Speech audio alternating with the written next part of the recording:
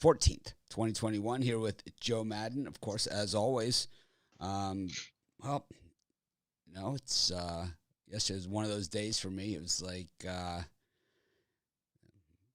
we're gonna have a new coach in Miami, so we'll have to see how that works out. And, after we don't take losing like that too well, so it's the nice thing about it is that we'll have somebody new in there, and maybe we get ourselves a winner. But aside from that, we've got a full card of NFL football today. We've got 7 NBA games as well. We've got college basketball starting in just a couple hours. So everything kind of in full swing. We've got it all covered at Pick Dogs and at Sports Chat Place. As always, the betting tools are really firing on all cylinders. People haven't checked those out. And, of course, in just a few weeks, all of you out there will have an opportunity to become a capper. Work with us. Hang out with Joe Madden on Sunday mornings. Yeah, it'd be a lot of fun, you guys. So what's better than waking up, grabbing a coffee, and coming and talking with us? Well, how much time we got? How long's the list? It's a lot of fun, Mitch. Yes. All right. Yeah, but those betting tools, Mitch, have been absolutely on fire. I can't believe all the messages hitting the inbox on how much money people are making off them. Yeah, it's awesome. It is how much people have been hitting on those, and that's really what it's all about.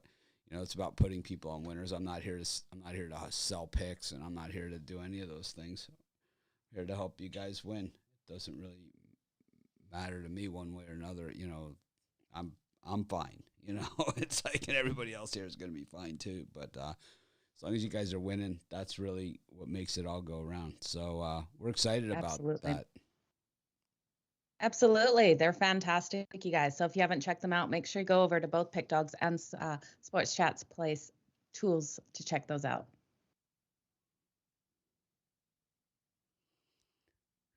Anyways, got so a lot of guys were at that time of the season where a lot of guys were not sure what they're going to do. The guys are out. I thought it was strange that Odell Beckham Jr. signs with the Rams, and then all of a sudden Woods is out, so that they got lucky there. And absolutely. Do you think they kind of knew? Maybe they knew that something was up there. Maybe they just announced it. Who knows? But it just, to me, seemed an odd signing for them and for him. So absolutely. But I think the idea of being in L.A. was probably more his thing. Looks like we got snow at Lambeau here for this one, for the Seattle-Green Bay game. And I think snow at Lambeau in November is really kind of what football's all about. Of course, 85 here. It's going to be a beautiful day, but looks... Rub it in a little. We don't have snow here in Canada, though. I am shocked where I'm at. It's brisk outside, but no snow is falling. It looks chilly around the league here. I mean, I could see the temperatures are dropping. I mean, I could see it out there. I know I saw my first whale, come in a couple weeks ago. So that usually means it's getting cold everywhere else, and the whales are migrating here. I love it. That and the Canadian tourists. That's awesome. I know a lot of people that have been over there in the last couple of months. Yep, there'll be plenty more as well. Costco was jammed yesterday. I wasn't there, but my wife told me. Invaded with the Canadians. Pretty much. I think the deal is that the Costco is right next to the airport, so it's kind of like they know. Anyone that reads TripAdvisor, they know go to Costco immediately, because if you go to the regular grocery stores, the prices are it's like $11 for a jar of peanut butter, $9 for a loaf of bread. It's like it is. Well, especially when you look at Costco in America, and you have all your liquor being sold there as well within the same store. So that's a nice bonus. Pretty much, they've got it all. But, and we do too here, but you've got to go in one door, out the other. We do. I like to kill a little time at the beginning of the show, just to give everybody a chance to join us. And that's kind of what I'm doing here. So, in case people are wondering, but we have our first guest ready to roll here, and that's Ron Romanelli, fresh from Gainesville. It was almost ugliness yesterday as Sanford came in and really racked up the offense on the Gators. Now Florida State comes in, plays some basketball. Ron, how's it going? It's going good, Obviously, yesterday was pretty crazy. 70 points put up, but 52 allowed against an FCS team. So mixed emotions there, but obviously, the defensive coordinator's already fired, so we're already looking towards next year and rebuilding that defense. And yeah, I'm all dedicated on hoops right now. Got a nice Florida State team coming in. I'll be at the game with my friends, and should be a nice one. Yeah, Leonard Hamilton has really built a beast there at Florida State. Oh yeah. I mean, this is they've really got something going on there. This is kind of his stamp on that program. He's had an amazing career before he got to Florida State, and now he's really kind of made it a Hall of Fame career now. Yeah, and Florida State's a powerhouse in hoops. They've been that way for a few years now. Factory, just it seems they have a lottery pick every year on the roster. Yeah, exactly. It's not just good teams. I mean, they're producing NBA lottery picks each year. So, should be a tough game. I think the Seminoles are going to win it, but we'll see. We'll find out in just a few hours. They're putting it right up against NFL football with a 1:00 Eastern time start. Yep. But we've got 12 NFL games today, and what are you looking at here early? Yeah, I'm looking at that Saints and Titans game. I saw it somewhere. I can't remember the source, but I do remember reading teams coming off of 4 straight upset wins, and then the next week they're favored are 1-5-1 against the spread in NFL history. So it doesn't happen too often, but the times it has happened, definitely it's a good spot to fade those teams. And that's the Titans this week, coming off 4 straight upset wins, and now they're favored here against the Saints. And everybody's riding off the Saints because of a few things, some injuries at skilled positions. Kamara is going to be out for this one. Obviously, they're down to their backup quarterback. But there's 2 things that I like the Saints. One, you can look at Sean Payton. He's an offensive mastermind. He's been able to make do with what he's got. He knew Michael Thomas was going to be out for quite a while now. It looks like the whole season from the get-go. He had to replace one of the greatest quarterbacks of all time, and the Saints are still competing. The offense looked a lot better in that second half against the Falcons. I think they're going to be able to build off that momentum and play pretty well today with whoever's at quarterback for most of the snaps. And you look at the second thing, I think the Saints defense is still elite.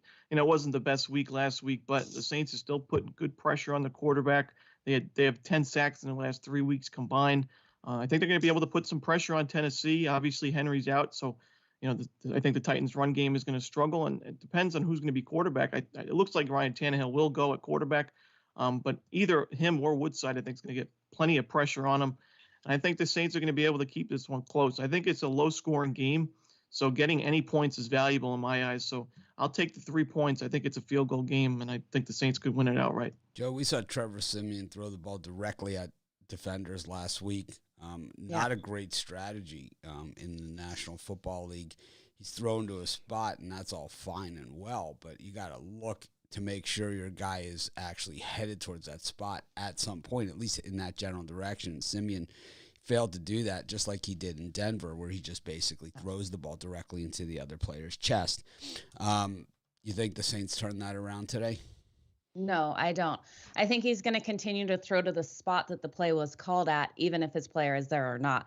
I don't see him having a good day against his Titans defense that I think are going to be all over him. So give me the Titans for a big win. I think they beat them by at least a touchdown in this one. Yeah, I think, when we look at Siemian and he's not a dummy, right? He went to Northwestern. Normally those guys are 4-year guys, and, he certainly was able to get the starting job in Denver, despite there being a first-round pick, in that stable of quarterbacks, with him.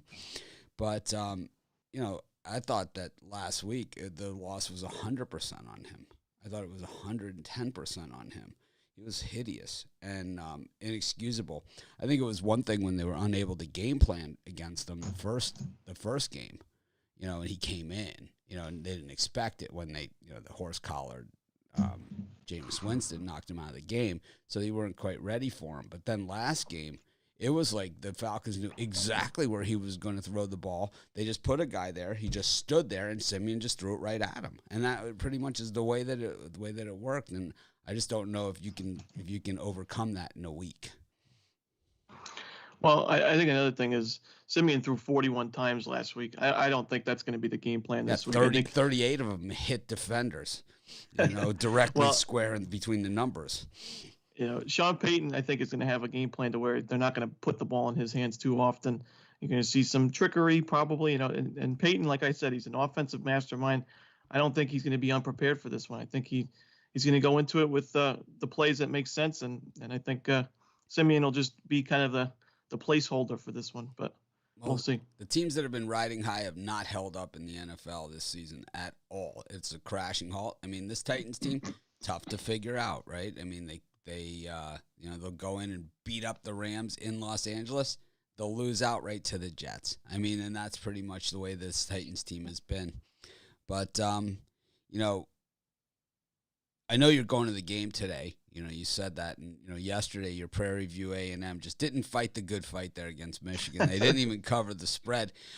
I noticed that Michigan was shooting threes and dunking late in that game. And I mean, do you think, why is that sportsmanship considered different? Why do they get different treatment there? Because I don't hear anyone bashing them, but Baylor kicks a little field goal with 3 seconds left to go in the game, and it's like, oh my God, against the bullies of bullies, right? I mean, believe me, when I was a kid growing up, Barry Switzer used to get off the plane in Miami. It's like, well, what's the game plan for this year? We're going to hang a half 100 on them by halftime and put the scrubs in.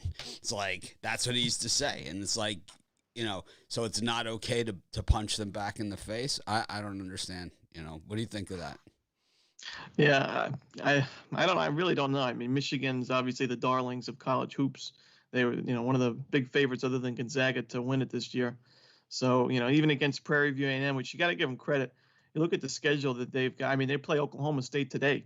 They back-to-back against Michigan and Oklahoma State. They've already faced St. Mary's and San Francisco on the road.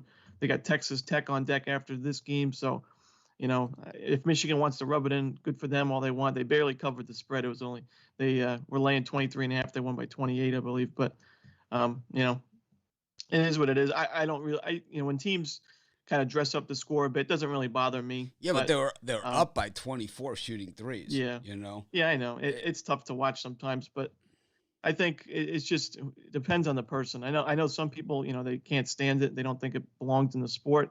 Me, I think it just comes with the sport. I think I've seen plenty of teams do it, and some teams go unnoticed. The smaller teams do it, and nobody cares. But since it's Michigan, it can be on a big. And the Baylor field goal, I think, is a little bit of a different story. I think, that one, I could see why people would be upset. I could see why they would do it. I could see why they would do it. They had it coming.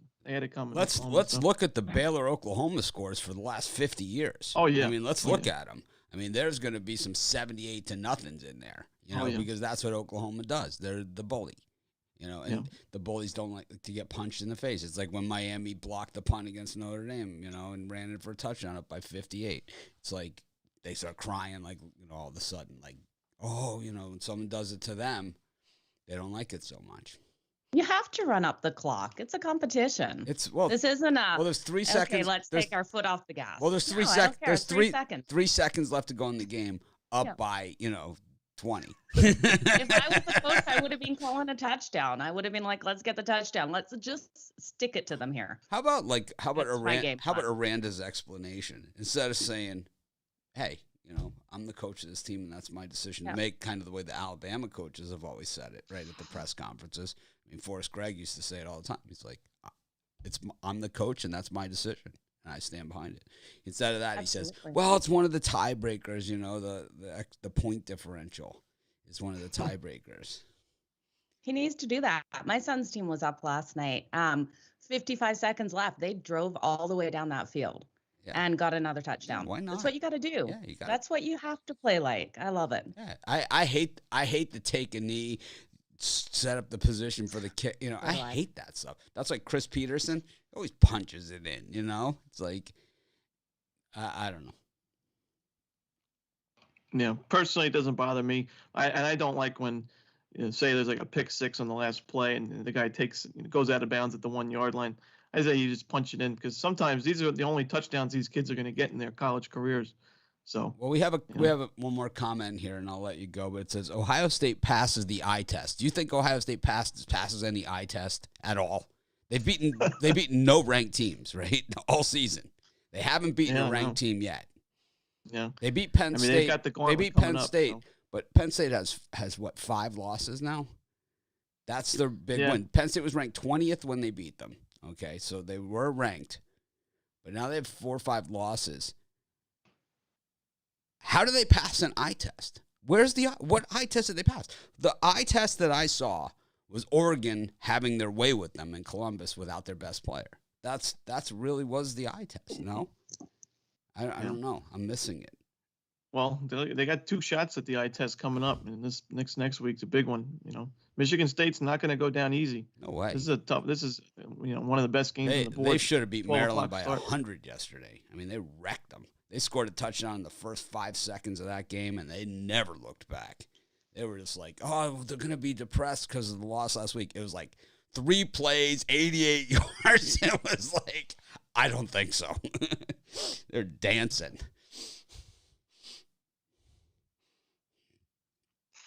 Wish it was my Canes doing that. Anyways, what do you got for sale today? Well, for sale, I got, kept it simple today for the NFL. I got my top 3 NFL plays in my Super Sunday trio. Looking like a 3-0 day. I'll take a 2-1 though. Those winning days I'll take. Looking for back-to-back winning days and a nice winning day in college football and the NHL yesterday. So check it out at Pick Dogs Premium. I hope you join me. And just a quick note I want to mention. And I've been telling some of my friends this. I've been keeping track of the SWAC conference in college hoops. As you guys know, it's one of my favorite conferences to bet on and just to follow in general. Some of my favorite teams in there, Prairie View, A&M, Jackson State. But you look at the conference, they've played a lot of tough teams, and they scheduled some big Power 5 conference teams. They have done very well against the spread this season. I believe they're 17-5-1 against the spread, even though they're playing these tough teams. So check out the SWAC. I've been putting straight bets on every SWAC team, and I've been coming up big with, you just got to take the 30 points of Mississippi Valley State, close your eyes, and, they lost by 29 yesterday. So just check out the SWAC. Keep an eye on it. It's been a profitable conference.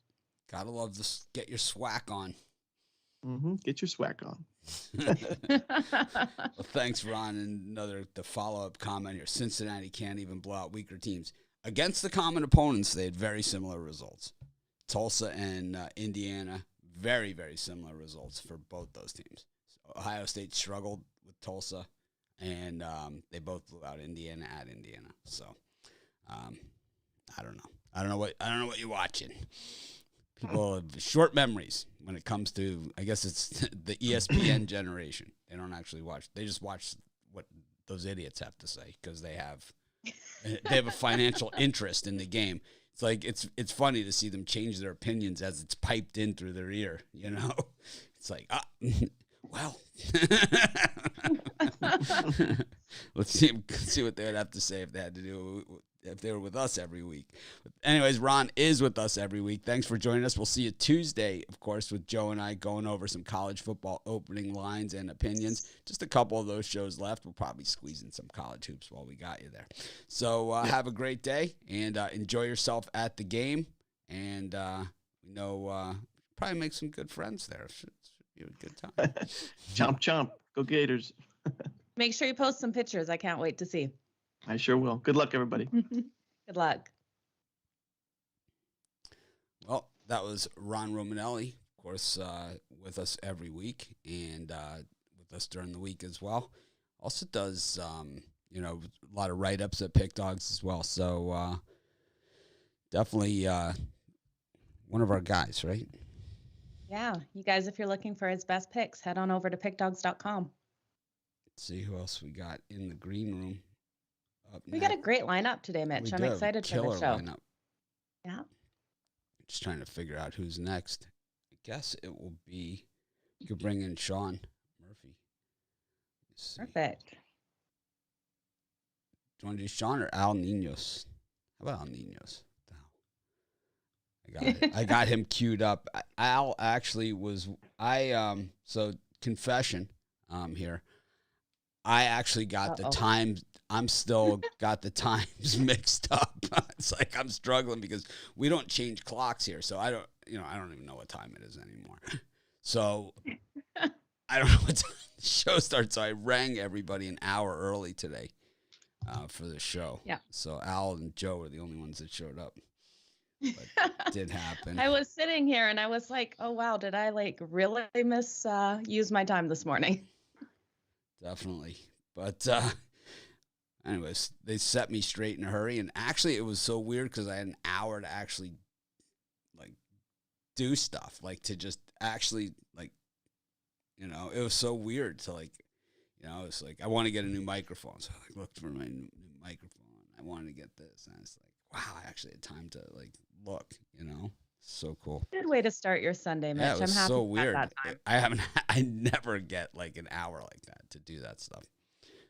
But upgrading the mic, or just more of the same? I thought that was supposed to be a pretty good one. This is a good one. The Heil PR40 is a great mic, and I love it. But I just want to try this Shure SM7B.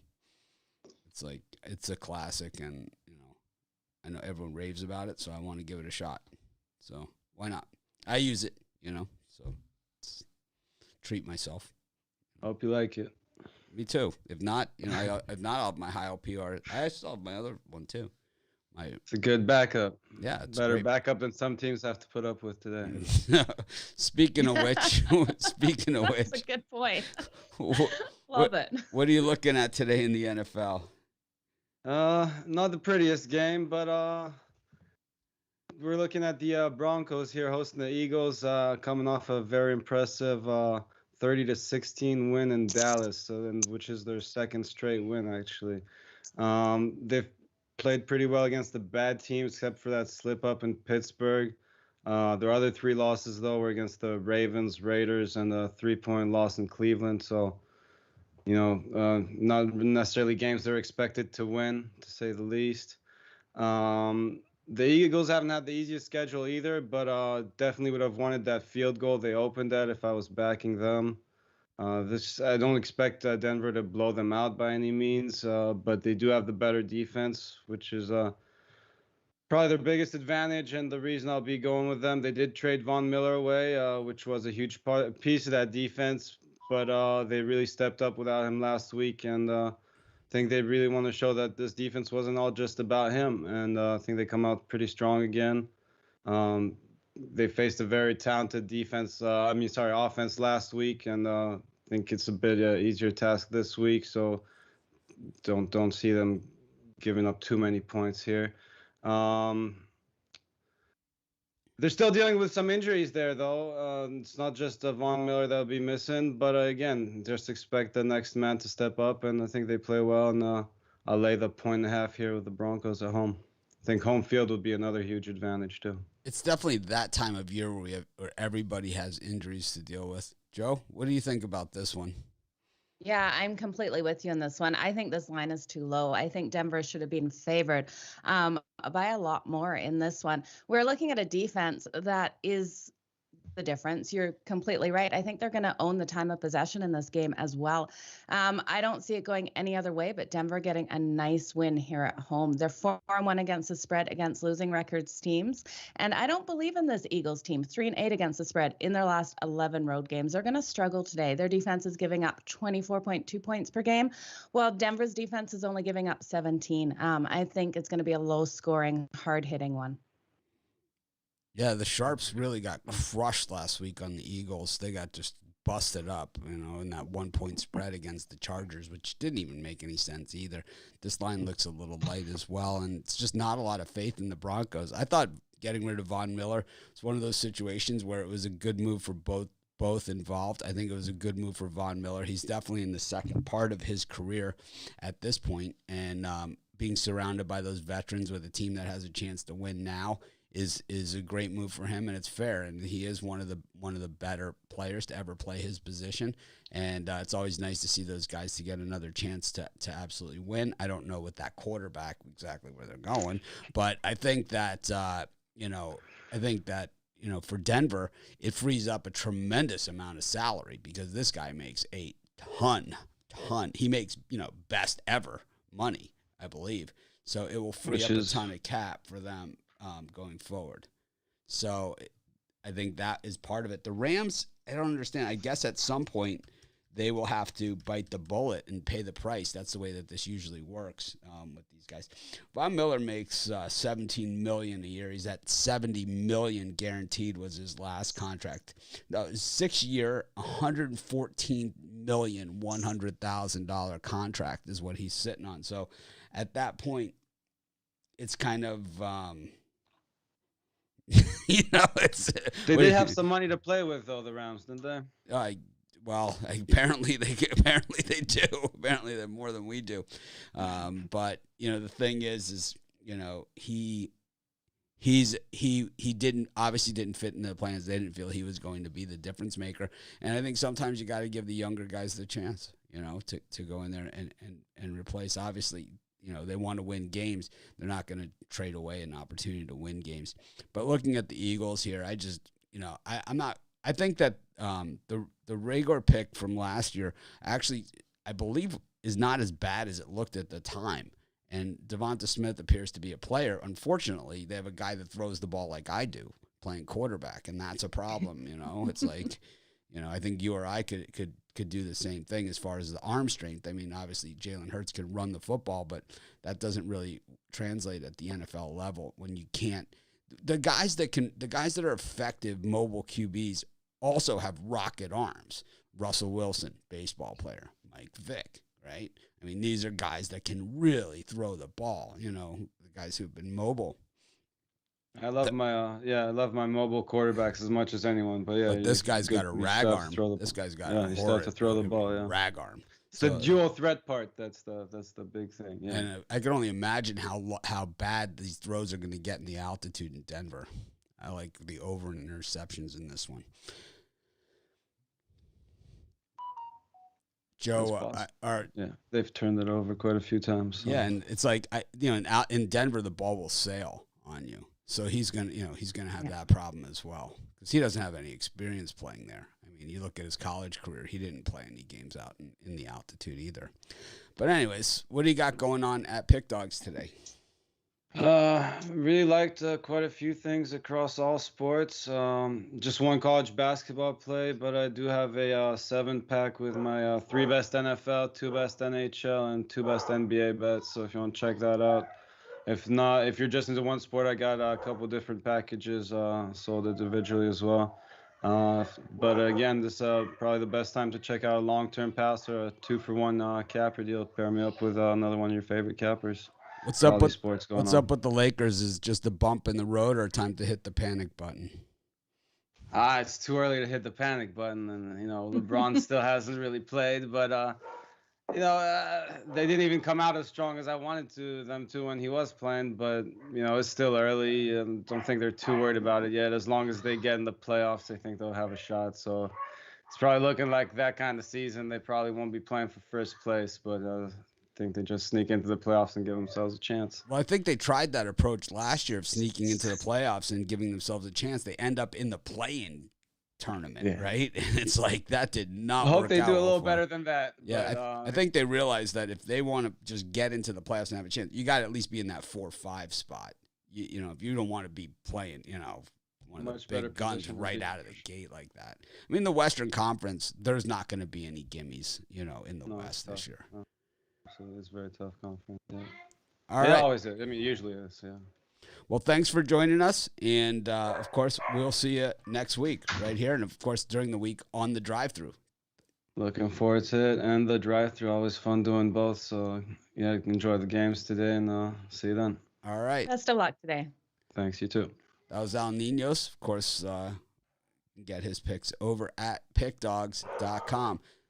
That game in Denver is interesting, and I think the way the Sharps have been on the Eagles, especially last week and now once again this week, is just super interesting. Because the Sharps get on these teams, they get it handed to them time and time again. Yeah. And, we've seen that almost every season they pick a team that they decide to get just woodshedded on every week. And this year, at least the last couple weeks, it's been the Eagles. So it'd be interesting to see. Definitely have. Because maybe it's green because they were on the Jets. It's last year. Good point. So maybe it's the color green. I'm not really sure. Yeah. I'm not a Sharp. I don't pretend to be, or anything remotely close. Those are the guys that get in early and move lines are the sharps, not green normally does equal money, but I don't think not today. Not the people following line moves. Those are called the sheep. There's the sharps and the sheep. The sheep are the followers. The sharps are the guys that actually make the bets and move the lines. But absolutely, a lot of confusion out there these days because of the amount of information that is available to us. But anyways, we are going to bring in Sean Murphy next on this one. Got a lot of people coming on. Of course, we're taking our sweet time with everybody, so don't care. Which is a good thing. Yeah, it's fine. These guys show up, they do the work, and they definitely all deserve the airtime. Winning and losing happens. It's all part of betting on sports, and especially being a capper where you have to show up every day. And it's like we all have hot streaks and we all have cold streaks, and it is the nature of the beast. And some of us just have more hot streaks than others, and that's just the way that's just really is the difference. You look at someone that hits 51% of their games and 55% of the games. It's really, it's 3 games difference, 4 games difference out of every 100 makes a difference between winning and losing. I mean, that really is as tight as it is. The backdoor covers, the blown calls. Yeah, the blown calls, the whatever. It's like, the knee at the end of the game when they could go over. Oh, yeah. That kind of stuff. The relief pitcher that comes in and gives up the solo home run when they're up by 2 and you're laying the run and a half, and then he strikes out the next 3 guys. I mean, that's really, these are the difference makers. But anyway, Sean, welcome to the show, as always. How are you doing this morning? Good. How are you folks doing this morning? Doing good, thanks. I noticed that you do a lot of Canadian football as well as NFL football. We don't have a lot of guys that cover the Canadian football. I know that Rod and Joe will occasionally give out picks on the on our YouTube show in the morning or on our premium show, but we don't have anyone that really hits it in the premium area like you do, and you seem to have some pretty good success with it. Yeah, CFL, I've been covering it for a lot of years, and it's actually been one of my best money makers over the years. I find, you're just not going to get those same sharp lines with the CFL. This year has been a little different. At the start of the season, we weren't even getting the lines until some days the morning of the game. So it's been a little trickier, but we've also seen a lot of big line moves. Just kind of the books just haven't had a real good handle on the CFL. It seems like this season more than others. So we've been taking advantage of that, and it's been another fairly good year. So we'll try and keep that going into the playoffs here, which start in a couple of weeks. Yeah, I know nothing about CFL, but I manually grade the picks when you put them in. I see sometimes it's like I have to double check the score because it's like you're getting 3 points and you're winning by 17 plus, and it's like am I checking the right week? You're not seeing a lot of games that land right near the number like you would in the NFL or other sports. They're just not even remotely close. Maybe some totals once in a while are fairly close, but those aren't even that close either. Yeah, and CFL's this season's been different. Usually in the CFL you'll see totals. Most of them are north of 50, but this year the scoring's been way down. Most of the totals have been in the low 40s, and just lately we've kind of been taking advantage of a few low ones. But the numbers have been way off this year. But it goes the other way as well. I've had some games where I've had a team where they end up they're favored by 3 and they lose by 21. So it kind of works both ways. But hopefully we can land on the better side of those more often than not. Yeah, it's just, the reason I brought up, it's just one of those sports that not everybody follows, but I think we have a lot of people like me who we just like to bet. So it's like, if you're looking for another sport and looking for some help, at least to get started, get pointed in the right direction, Sean's CFL has been very good. But what do you got going on in NFL today? Yeah, so today I was going to talk about the Bills and Jets game here and the total specifically. It's kind of I'm on the over in this one. It's a little bit opposite of what I'd probably normally look to do, because you look at the Jets, they're coming in, they've had 5 straight over results. And you just kind of, based on how they started the season, you wonder whether that's really sustainable. But I think we all watched that game last week against the Colts on a Thursday nighter. And their defense is just a disaster right now. They gave up almost 9 yards per rush in that game. Today's matchup is a lot different. They're not going to face a team that's going to run it down their throats. Buffalo's going to be looking to pass it a little more, but I just don't see how a couple extra days of practice here on the extended week really helps the Jets defensively in this one. And you look at Buffalo, they're coming off that, ridiculous 9-6 loss last week against Jacksonville. It was just, totally kind of out of character for them that whole game. They still were bombing away. Josh Allen threw it 47 times in that game, but 6 points to show for it. We know they're going to come out here this week and look to kind of take it to that Jets defense. It kind of sets up similarly to way back in week 1 when they played Pittsburgh, and the Steelers completely kind of held them down in that game. They scored 16 points, went way under the number. Next week they came out and faced Miami and put up 35 without even really breaking a sweat. So I'm not too concerned about the Buffalo offense here bouncing back. I think they can rebound no trouble against the Jets. So the question kind of becomes whether New York can contribute enough to get this one over the total. But you look at the way they've kind of completely changed their offensive game plan now in the last few weeks. They're kind of coming out with more of a nothing to lose kind of mentality. I mean, they've thrown the ball, 42, 49, 52 times. And I know that has to do with playing from behind a lot as well, but they've kind of just thrown in the towel with their ground attack, and they're more concerned about just kind of slinging it all over the field. So looks like Mike White's back in there here for this week. I don't see them holding anything back in this one. Bill's defense, everyone still considers that unit to be elite. I think they do bounce back here, but I just think there's enough possessions, enough plays for this Jets offense to put some points on the board. And we're still looking at totals in the 40s here in these games, even though their last 3 games were, reached 67, 65, 75.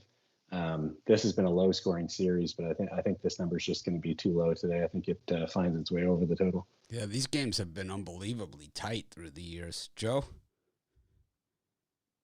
This one, I don't know. I'm scared of this game, to be honest with you. We saw what the Buffalo Bills did last week. Just got destroyed against Jacksonville. Now we're looking at a Jets team that can put up the points. This total of 48, I'm leery of. I was on the Buffalo Bills team total last week, over 31. They didn't even come anything close. So the one thing I'd be looking at is the Jets team total over 17.5. I think that's low. They're averaging right around that. I think we're going to see some mistakes by the Buffalo Bills in this one, and the Jets being able to get over that 17.5. That's where I have more faith. I could see Buffalo just hitting that under 30, and their defense has been incredible, only allowing 14.8 points per game. But I don't know, something has me believing the Jets will get over that 17.5. That's the only way I can go with this one. I think when we look at the Bills this season, and they are just a strange thing because they are so loaded, right? And it's like to see them come and lose to the Jags 9-6, and that's there's a reason they played the games, argument, right? But the Bills have now lost 3 times this season, which is probably about as many times as they were picked to lose this season by some people, overall. Yeah. But when we saw them lose the other 2 times, they bounced back with super strong performances. And it'll be interesting to see what they do in this one, because now they've lost 2 of their last 3 games, when you look at this Bills team. And they do need to right the ship and make a statement. I think it's going to be bombs away. I could see the Bills coming close to this total by themselves in this one. Yeah, the thing what I like about Buffalo is on offense, they don't really hold anything back. They're not the type of team that's going to come out and kind of grind away and just try and get the win. Nope. I mean, these guys usually, you look at the way they're going to throw the ball a lot. They don't have much faith in their own ground attack here other than Josh Allen running it. And I just think that's just after last week, 6 points against Jacksonville is just so pitiful. But you look at it, they still had over 31 completions, well over 200 yards through the air. I just see this as kind of a perfect bounce back matchup, because this Jets defense, again, is just, they've been getting kind of steamrolled the whole season. But last week, just what I saw last week in that game, it was just very, very, they hardly even got a hand on Jonathan Taylor on a lot of those runs. So it was just, I just feel like this is a game where the Bills go off. We just need the Jets to kind of chip in enough to help the total along. All right. Well, what do you got for premium picks as far as today? Yeah, so today I've got 4 NFL picks up. 3 of them go off early in the 1 p.m. Eastern games. I've got my division game of the month as well as my NFC total of the month. So those are the 2 big plays. Last Sunday we went 2-2 on the premium. So hopefully look for 3-1 or better here this week. NBA and NHL have also been really doing well this past week, so we'll hope to keep that going here today. I've got an NBA play on the Spurs and the Lakers total this afternoon, and I should have an NHL play up for tonight here shortly. So that's what I've got on the go today. Thanks again for joining us. We'll see you again next Sunday, and hopefully we have a nice winning day today. All right, best of luck. Best of luck, Sean. Thanks. Sean Murphy, like I said, one of the guys that really, like, there are people that dabble in, I always, for me, I like the guys that kind of like, say, these are my sports and I'm going to do them. And then there are the guys that kind of, I'm just going to play everything. And all of a sudden this sport's on, I'm an expert, right? But it's like, he's one of the guys that really actually hits the Canadian League. He bruises them, it's like, that's why I brought it up. It's like, you might fly under the radar, but it's like, I notice a trend there, and it's called kicking some ass. It's a good trend. He's making the money. Yeah, it's That's a seriously for sure. good trend to have. So, anyways, we got a lot of guys kicking some ass. So it's been. I really hope the Buffalo Bills kick ass today. That's for sure. I'm not really sure they, it's like that series has been so close, but I could see the Bills doing it. I could see them running one up. There's only been really one blowout in that series in recent years. So makes it less than likely, but at the same time, the Bills have bounced back from those losses really, really well. So we'll see if they're able to do it today. But I could see the Bills scoring, in the 40s on their own today against the Jets. I could see that happening pretty easily. I don't have a premium pick or anything on that game, that's for sure. Either do I. No dog in that fight. But let's bring in Kevin Thomas. Good morning, Kevin. How are you doing? Oh, great day, guys. Great day. Representing the Green Bay Packers today. Aaron Rodgers back in action. We're all big Aaron Rodgers fans here on this show. Yeah. But anyways, yesterday you said it wasn't a meaningful game for Miami, but watch, Manny Diaz will be fired at the end of this season after that finish. And I'm telling you what, it's going to be a lousy year for me. I'm pretty upset about it. So trust me on that. I didn't do too good either. The pick I gave out, they had 7 turnovers in the first half. Indiana just looked pathetic. Yeah, I looked at my bets after the show, and I had a money line on Rutgers at plus 220. I didn't even realize. Wow, that I had excellent to bet pick. it. Yeah, Excellent I pick. didn't realize that I even had it. Joke. Indiana just absolutely terrible this year, but the Ohio State win over them was miraculous. It was just really something special. The Cincinnati win by about the same margin, really just not impressive, though. I don't get it. I don't get it. I guess because one was on ABC primetime game and the other one wasn't. I'm not really sure. It's Kirk Herbstreit was calling the game, so it makes it a bigger win. Not sure, but what do you got going on in the NFL today? Well, I'm looking at that Packers game, and I'm looking at the total as we get Russell Wilson back and Aaron Rodgers back. Now, we all know Russell Wilson is a Milwaukee kid, probably wanted to play for the Packers, probably had a Brett Favre poster on as well. So I expect a big game from him, especially with all his weapons and stuff. And they both play to each other's weaks and strengths. Packers get back Aaron Rodgers, who everyone was bashing about him not being vaccinated and stuff. So anytime he gets bashed, it seems like his next game is off the charts. Look at that Saints week 1, how they got hammered, and he just came out the next game and torched. So I'm looking at that. But then if you look at the over-under, we're getting 49.5, and I think it's because of the stats right there. Seattle 1-7 cashing the over. Now you got to remember Russell Wilson played 1.5 of those games. And the same thing with Green Bay, 2-7.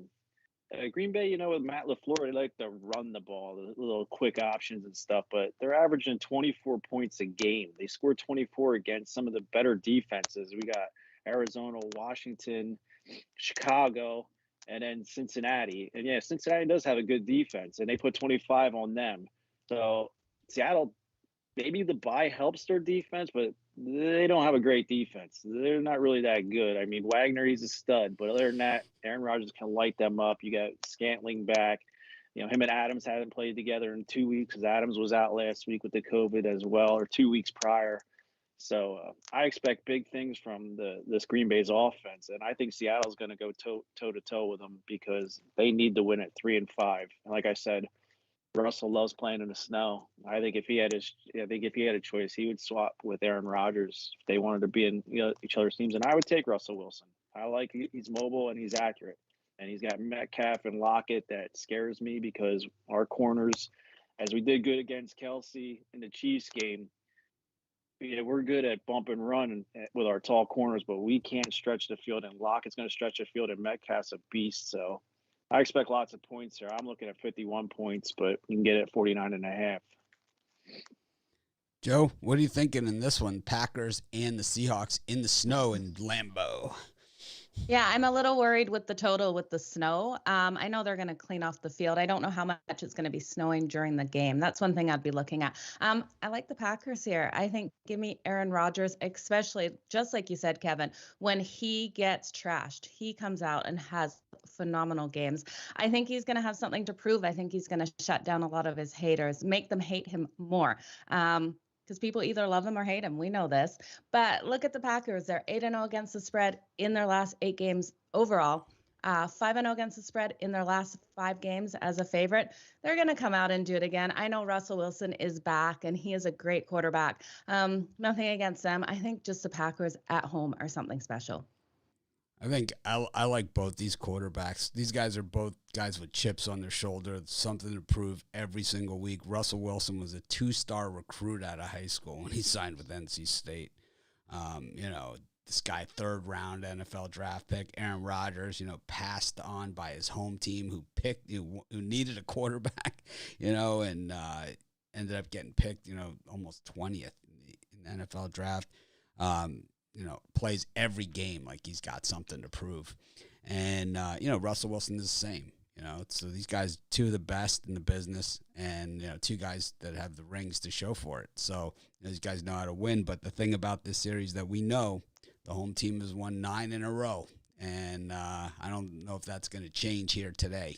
So for me, I think you suck it up, Buttercup, and you play the money line and just take the Packers on the money line at home, and say, I'm not one of these big money line, guys or whatever, but it's like when you have a trend that's that strong, then you're basically, the rest of the line turns into almost a coin flip for you there, because you have Russell Wilson, who does play in tight games, but at the same time, Aaron Rodgers also plays in blowout games. And, what's going to happen, when the Packers start leaping into the stands, we all know what's happened. They start running downhill, and it starts steamrolling. The snowball gets bigger and bigger and bigger, and, but I don't know if the Packers are going to get the calls because the NFL is going to make the statement, about, Aaron Rodgers and all that other stuff that all of a sudden we're smarter than him or something, because they're not, right? We saw him on Jeopardy, kicked everybody's ass, right? And so it's like, I love that they try and make him out like he's stupid or something. It's like,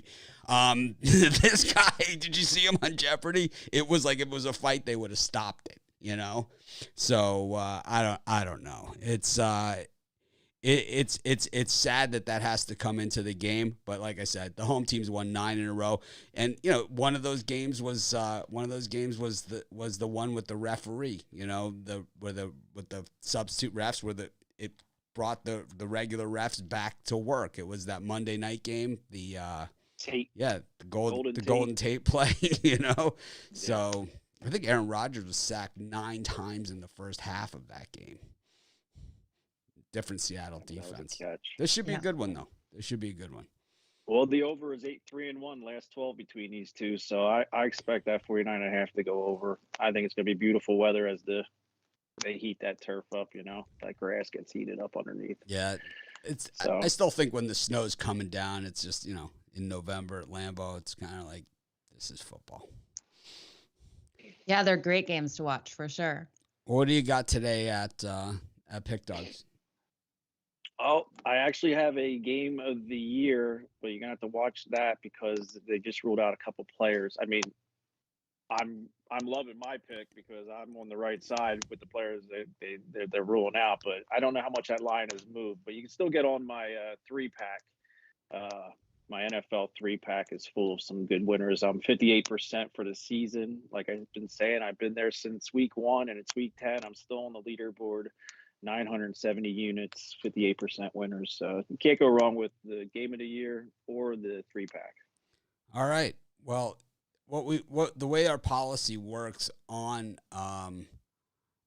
games where the line has moved and you become a loser on the other side of it on one way or the other is you just email me, Mitch@pickdogs.com, and I hook you up with another pick. You just tell me what it is, and I can put another package in your account or whatever the case may be. But we don't like the purchaser doesn't pay the price on the line move. It's like that's just not the way that we do things. It's like I think it might have been a point and a half, 2 points. Yeah. If it moved, like I said, I've been sitting there. I haven't been watching the line. It's the lines are they're not dynamic. When the capper makes a pick, it's based upon the line that's there. We know that, and it's like if something happens and the line moves substantially and you end up on the wrong side of it by half a point or whatever, we make it right. So you just email me, Mitch@pickdogs.com, whether it's guaranteed or not.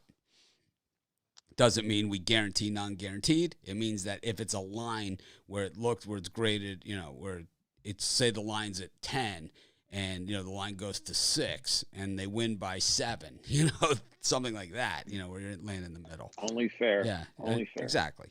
But anyways, thanks again for joining us. We will see you again. Always great to be here. We'll see you again next week. You. We got 2 more weeks of regular college football left. We got tons of college hoops on the way, of course, in NBA, NHL, college football bowl season. So still tons of action. This is the time. This is the best time. The best time, 30-day packages. Yep. Get on board. Really? Best time. 30-day or yearlies, even, Absolutely. We'll keep crushing it, Kevin. You're doing amazing out there. Yep. Thank you. All right. Good luck. See you next week. Kevin Thomas on the show. That was fun. It was fun. I always like having Kevin on. Yep. Next, we'll have Jovan Burtz on the show. We had that talk yesterday about Bo Nix, and I don't know. I don't understand how Bo Nix. It's like, how far does having your father, play for the team, be a legacy? How far does that? How much grace do you get on that? Apparently a lot. Apparently a lot, because what we saw was it's uncalled for at the college. It was why I couldn't get behind Auburn. And we see guys that have accomplished more replaced. Oklahoma had no problem replacing Spencer Rattler and no problem with it. And, we saw Jalen Hurts be replaced at Alabama, after going to the national championship game and winning the SEC title and all of those things. So it happens. I'm not sure Bo Nix is, going to be there next year. Yeah. Mitch, is there anything in college sports where the sponsorship of the family makes a difference with these players on the field? Well, I think Bo Nix's father, Patrick, played for the team, and it's like, he's Auburn, he's a guy, he's like one of the guys. It's just really tough. But, Cliff Kingsbury was fired at Texas Tech as head coach, so anything can happen at these schools. Absolutely. If you don't win, you're gone. Ed Orgeron won a national title at LSU 2 years ago. He's fired, Manny Diaz, his father was the mayor of the city of Miami. He will be fired, after yesterday. He will be fired. Yeah. Right. But you see a lot of nepotism in college sports, especially college football. So, yeah. Well, look at Syracuse basketball team. How many Boeheims we got? But actually, Buddy Boeheim, to his credit, he was burying those threes last year in the tournament. Became a star. Yeah, he was. But what do you got going on for NFL today? We're going to look at this Atlanta-Dallas game. Going to go to Big D. And we all saw it. The Dallas Cowboys just had a pathetic offensive display. Was essentially shut out. I don't care if they scored 16 points. They was basically shut out. Those two garbage time touchdowns don't really count.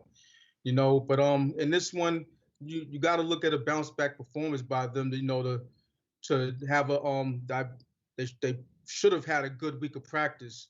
With Dak Prescott. A week into, or a week and a half or whatever into him coming back. I expect a strong offensive performance by them. They're still number one in total yardage at 434.3 yards per game, and they should move the ball consistently against this Atlanta outfit, who has consistently shown that they just can't stop good offensive teams from putting points on the board.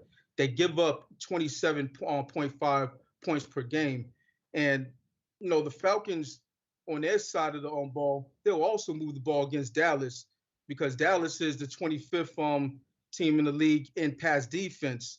And if they can't get pressure on the quarterback, then their secondary is just worthless. That's basically just the simplest way to put it. So I'm looking at a game, not quite similar to last year's comeback performance by the Dallas Cowboys when it was 40 to 39, but I'm looking for something similar. Both teams might get to the 30s. I'm really expecting Dallas to hit anywhere from 33 to 40 points, and quite honestly, the Falcons should be able to get at least 24 points, out of the Dallas Cowboys. So take the over. Joe? Yeah, I agree with Jovan. I like the over in this one. And I also like the Falcons with the points. I think this is just too many. I think what we're seeing out of Matt Ryan and the offense, they're going to be able to hang with this Dallas Cowboys team. They could even win it, in my opinion. I'm not completely sold on Dak Prescott being healthy. I see him making mistakes week in, week out, not just last week. I know they have been winning so many other games, but I think this is one the Falcons could actually take. I think without the pass rush that the Cowboys, we saw what happens when Gregory and obviously DeMarcus Lawrence out. It's just not really the same team anymore. And as Jovan said,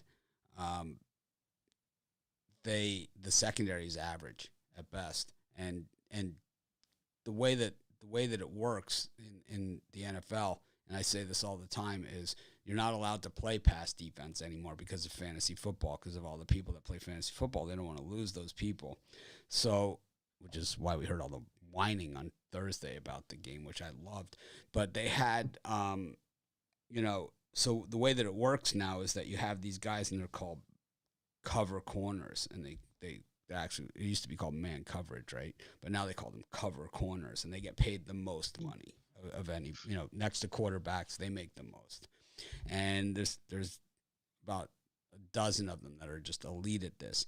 So what happens is everybody rushes, on every play. It's just a blitz on every single play. And now they do what's called the run blitz, which was invented in Green Bay a few years ago, more than a few years at this point.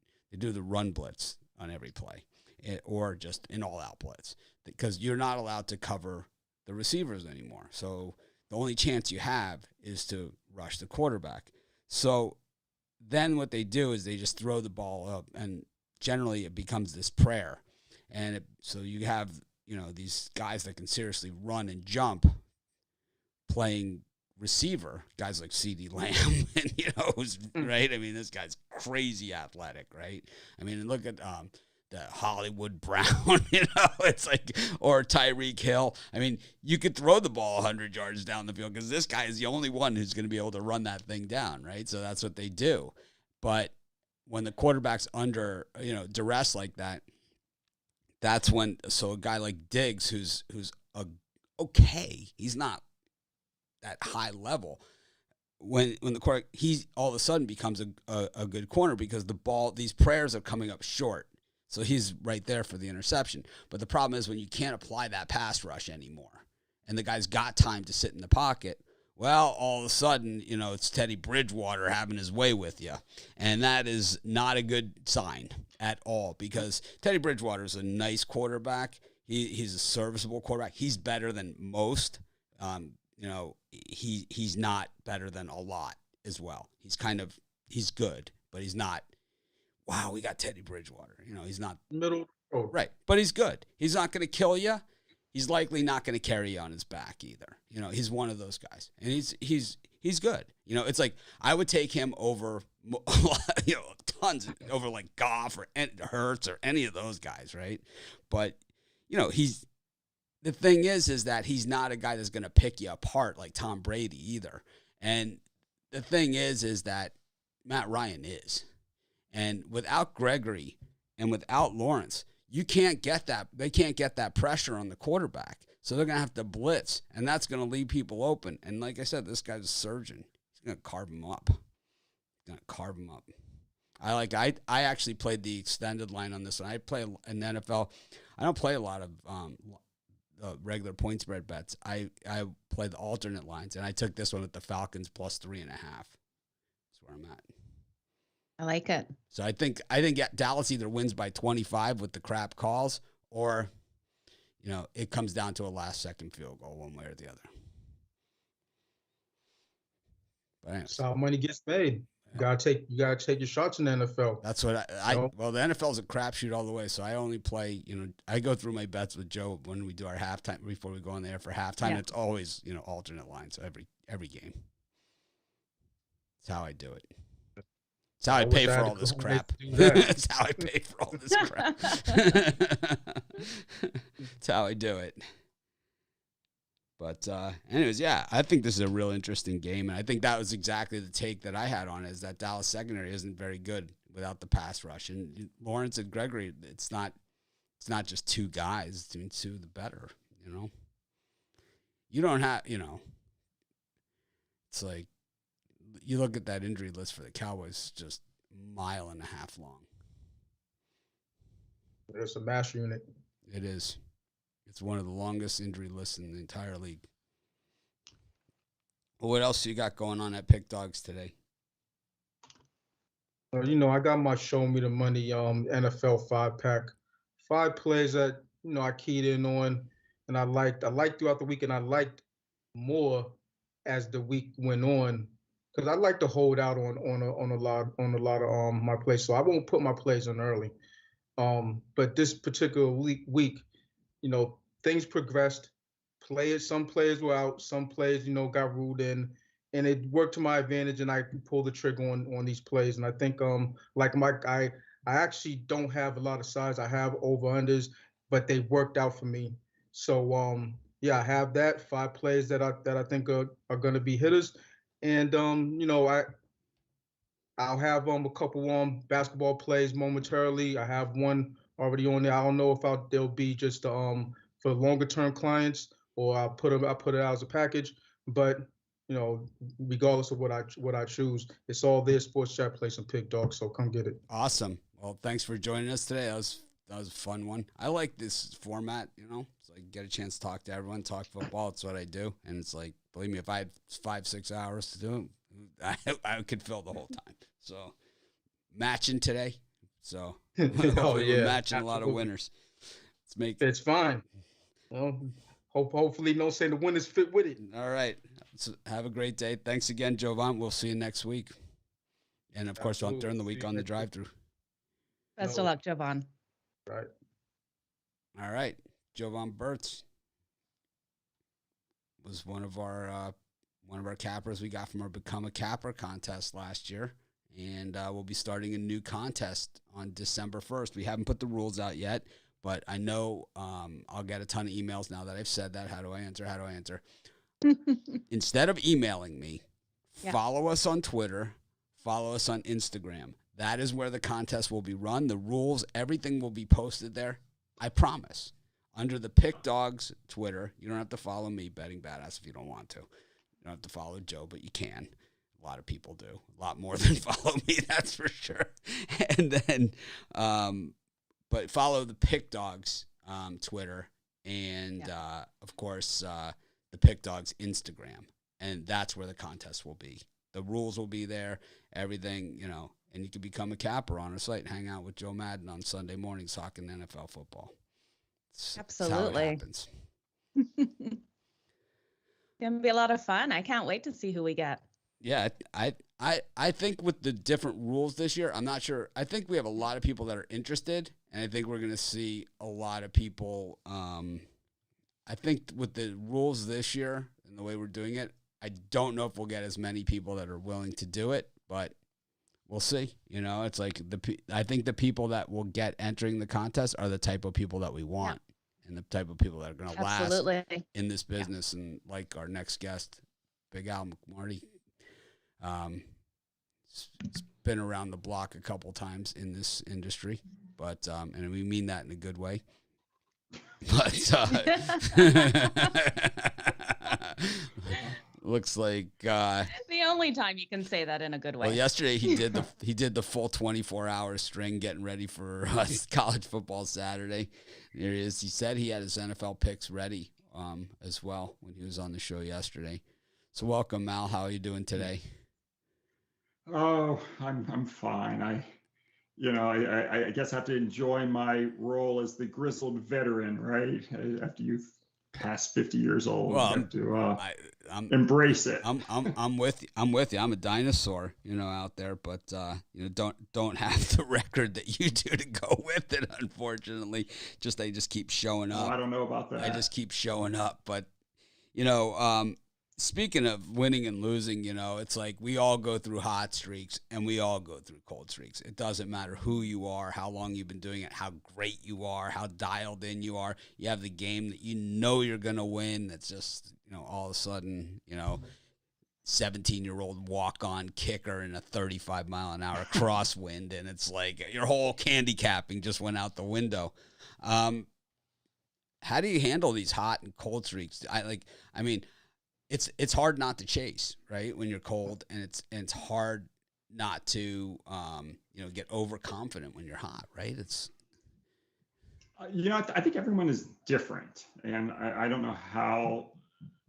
That's the most important thing. I mean, everybody is different. Everyone is wired emotionally differently. I don't chase at all. I don't that's not my problem, So I don't know. I mean, I think for me, if I get, through a cold patch, I had a cold patch, in September. I think you might get a little bit depressed, right? If games aren't going the right way. But I think I always, or my wife will always remind me, like, this is normal, it's routine, in a month, it will all be old news. And you just kind of when you have criteria to select your games, I also think you need to have a methodology. And I have a methodology. So when games fit the criteria I look for, I release them. And I think that helps get you through any cold streak, because you just know, these are the games, win or lose. If I'm 7-19 my last 26, I'm still giving out these games. I'm not changing anything. So you don't tighten up at all, Al? When you've had like a bad day, never tighten up? Okay. No. Or if I'm having a really good run, I don't force it either. Yeah. But I think it's really important for any young handicapper watching. You have to have a methodology. You have to know why you're giving out a game. And you have to write down the results of all your games. And then after each day, I think it's also prudent to go back and look at all the games you gave, you bet on, and ask yourself again, did I make the right decision or did I not make the right decision? Would I have released or bet on these games again? And I do that at the end of every day. I look at the games and I'm at the point now where I'm always pretty comfortable about what I gave out. And I'm rarely ever saying, shit, I wish I would have given out that play, or I wish I wouldn't have given out that play. And it's not results oriented. I mean, sometimes, every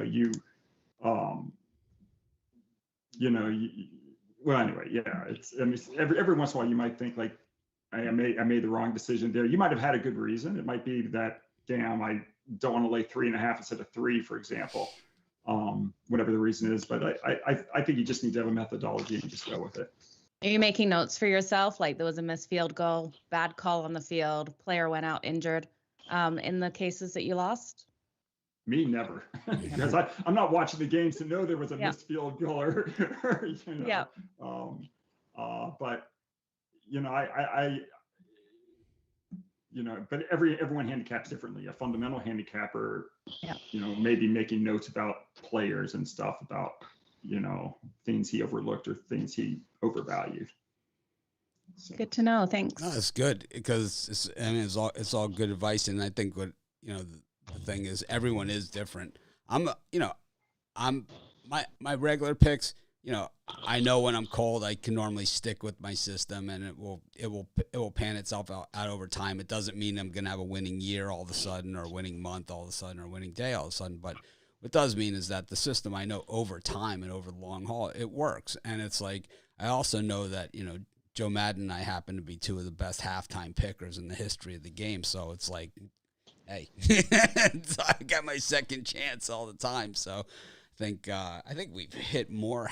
I think I've hit more halftime winners. You know, in the last 2-3 years doing this. You know, since they've had live. I mean, I think it's easily been our most profitable thing. I mean, just Thursday night alone. I mean, we crushed it again at halftime. So we don't hit them all. No, I'll tell you a quick story. This was probably maybe 1998 or so. This happened. A very famous handicapper in the business and one who had a lot of success for over a decade. When he called me up this one time, and he said, you know, he was a fundamental handicapper, and he called me up and said his stuff's not working that year, and he wanted to know what I had from a situational and technical standpoint, and he wanted me to kind of give him, I guess, an education because he wanted to switch his methodology, you know, if you can believe it, after having, you know, a lot of storied success doing it a completely different way for over a decade. And I told him, I said, you know, you're insane. You know, just keep doing what you're doing. I understand it's not working this year. I said, believe me, there are years where my stuff doesn't work either. I said, you just got to press through it and just stick to your own methodology because that's where you have success. You can't just switch from being a fundamental handicapper all of a sudden to being situational and technical. I don't think that works at all because I think each handicapper has a specific skill set. And if you're good at something and if you've got a proven record doing it one way, then just stick to it, even if, you know, you have a bad year. It happens. Yeah, I'm with you on that. You know, if it works, it works. And normally, well, I thought last year was a little tough for me, you know, without the fans in the stands, some of those sort of things. But, you know, I just made some bad picks, and, you know, that's all part of it. But anyways, what do you got going on today? Well, had a decent day yesterday, either 10-7 or 11-6, depending on the number in one of the games. Had a really good football day, 7-2, and I had Joe's Buckeyes as my top play of the day. So hopefully Joe rooted them home and helped out there. Today we're going to look at the Kansas City Raiders game. I think this is an interesting game. I also think it's a game that you can, in good faith, make an argument on both sides, you know, whether you like Kansas City or whether you like the Raiders. I'm going to try to make the argument for Kansas City, and I'd like to hear what you guys think about the game afterward. If you look at this number, I mean, you know, Kansas City's failures against points by now are very well chronicled, but it's also being baked into the number. And if you look at the last 3 years when they played at the Raiders, they were -14, they were -7, they were -7.5. Now they're -2.5, or in some places 3. And then you look at the results of those 3 games the previous 3 years. They won 40-33. They won, but they didn't cover the big number in that game. Then the next year they won 28-10. They won and covered. And then last season 35-31. They won, but they failed to cover. But of course, in all 3 games, if the line was 2.5 or 3, they would have covered the spread in each of them. So I am going to look at Kansas City here minus the points.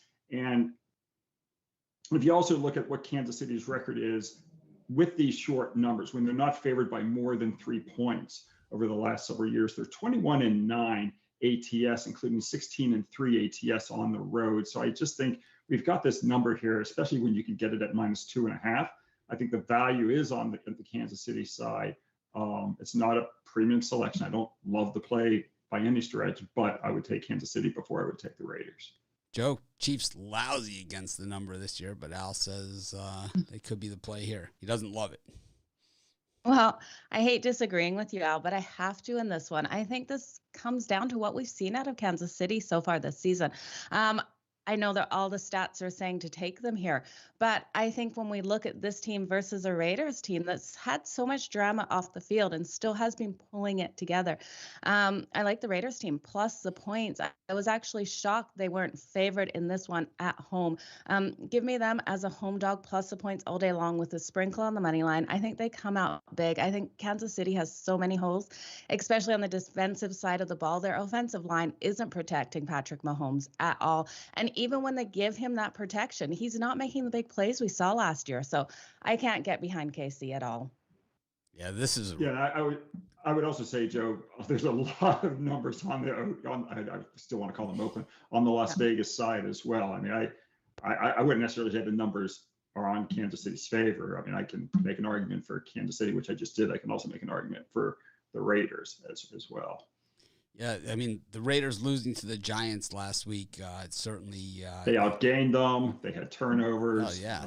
Well, there was a play, and we were, Joe and I were on at halftime, so sometimes games start before we go back on the air. And there was a play in the game where I knew the Raiders had lost, and it happened early in the second half. And Carr had a play where he was scrambling. They were inside the 10-yard line, and he scrambled, and the first down marker was at about the 3-yard line or 4-yard line, and he slid at the 6.